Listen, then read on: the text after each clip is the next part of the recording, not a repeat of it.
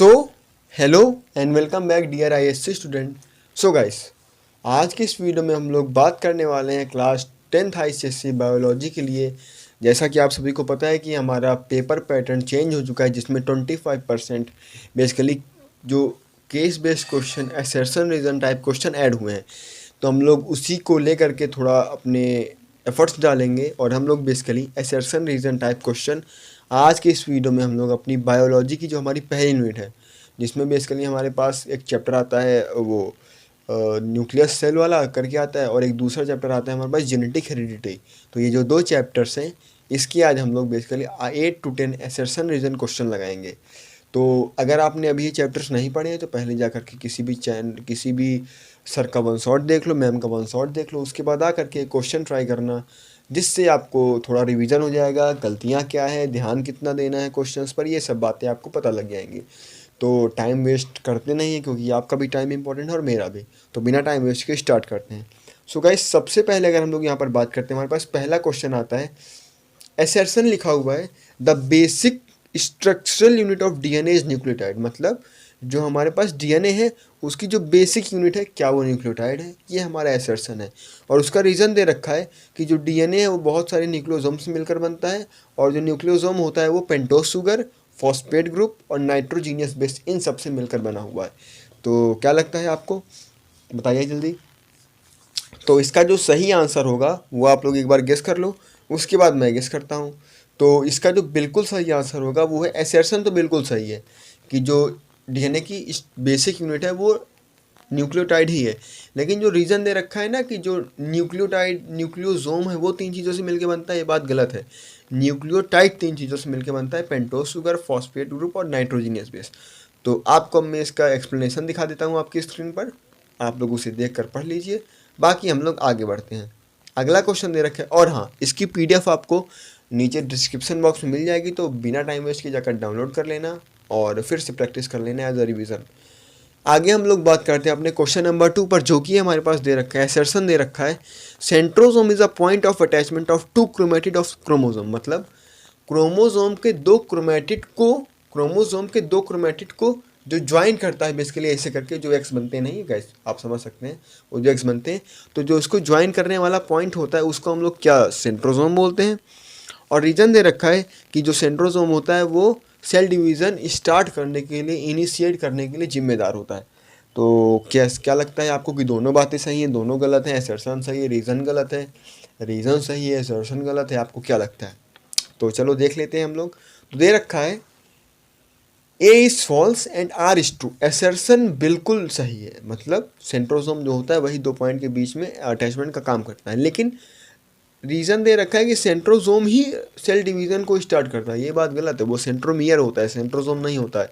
Centromere जो होता है वो बेसिकली इसके लिए जिम्मेदार होता है, किसके लिए? सेल डिवीज़न के लिए। तो आप ध्यान रखिएगा। तो इसका एक्सप्लेनेशन आपको दिख पा रहा होगा। अगले क्वेश्चन में बढ़ते हैं। लिखा हुआ है, meiosis is the kind of cell division which occurs during gamete formation in the gonads. मतलब जो मियोसिस एक ऐसा सेल डिवीजन है जो कि बेसिकली एक तरह का सेल डिवीजन है, और वो क्या करता है, गैमेट का फॉर्मेशन करता है गोनेट्स में। और रीज़न दे रखा है कि मियोसिस के टाइम पर जो क्रोमोसोम नंबर है वो सेम होते हैं। तो अब जैसे ही मैंने लाइन पढ़ी ना कि मियोसिस के टाइम पे क्रोमोसोम नंबर सेम होते हैं, तो आप तो क्या ही सोच रहे होगे कि बिल्कुल गलत बात है ये। तो रीज़न तो बिल्कुल गलत है। अब असर्शन की बात करते हैं कि रीज़न तो फॉल्स है, असर्शन की बात करते हैं। तो असर्शन क्या है?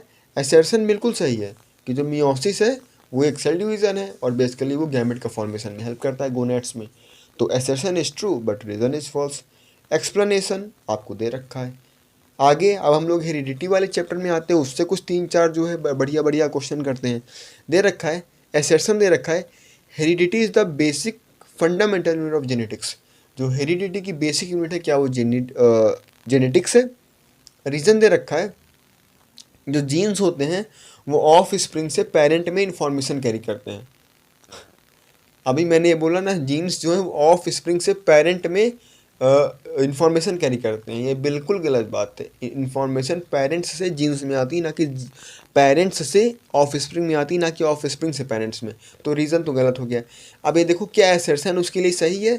तो असर्शन सही है, बिल्कुल सही है। जो जेनेटिक्स की फंडामेंटल यूनिट है उसे हम लोग हेरिडिटी ही बोलते हैं। तो जो रीज़न एसर्शन है वो बिल्कुल सही है और रीज़न बिल्कुल गलत है। तो ये तो आसान सवाल था, आगे बढ़ते हैं। एक्सप्लेनेशन आपको मैं दिखा रहा हूँ, आप वीडियो पॉज करके देख सकते हैं। आगे दे रखा है karyotype is the division of nucleus during cell, मतलब जो न्यूक्लियस का डिवीजन होता है क्या वो कैरियोटाइप होता है। रीज़न दे रखा है क्योंकि कैरियन का मतलब न्यूक्लियस होता है, तो क्या ये रीज़न सही है इसका। तो इसमें लिखा हुआ है कैरियोटाइप। कैरियोटाइप आपने कहीं पढ़ा था? आपने तो कैरियोकाइनेसिस पढ़ा था।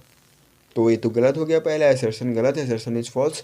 बट रीज़न जो है वो बिल्कुल सही कि कैरियॉन्स में न्यूक्लियस होता है। तो assertion is false but reason is true. Reason आपको दिख रहा है, एक्सप्लेनेशन आपको दिख रहा है। आगे बात करते हैं, दे रखा है क्वेश्चन नंबर 3 में कि dominant alleles can express themselves only in homozygous condition. Dominant alleles केवल अपने आप को होमोजाइगस कंडीशन में ही एक्सप्रेस कर सकते हैं, ये हमारे पास असर्शन है। रीजन दे रखा है dominant alleles support recessive alleles. Alleles कितनी गलत बात है, जो डोमिनेंट एलील्स होते हैं वो सप्रेस करते हैं रिसेसिव एलील्स, मतलब जो पावरफुल है वो अपने से कम पावरफुल वाले को दबाएगा, मतलब उसको आगे बढ़ने नहीं देगा, तो वो सप्रेस करता है। ठीक है गाइस, बेसिकली क्या करता है, सप्रेस करता है। और यहाँ पर क्या बोला जा रहा है कि उसको सपोर्ट करेगा, तो ये बात तो भाई बिल्कुल गलत है।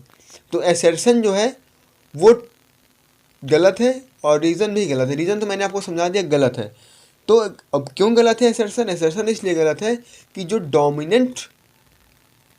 डोमिनेंट एलील्स होती हैं वो अपने आप को होमोजाइगस नहीं हेट्रोजाइगस कंडीशन में एक्सप्रेस करती हैं। जो डोमिनेंट एलील्स होती हैं वो अपने आप को होमोजाइगस नहीं हेट्रोजाइगस कंडीशन में एक्सप्रेस करती हैं।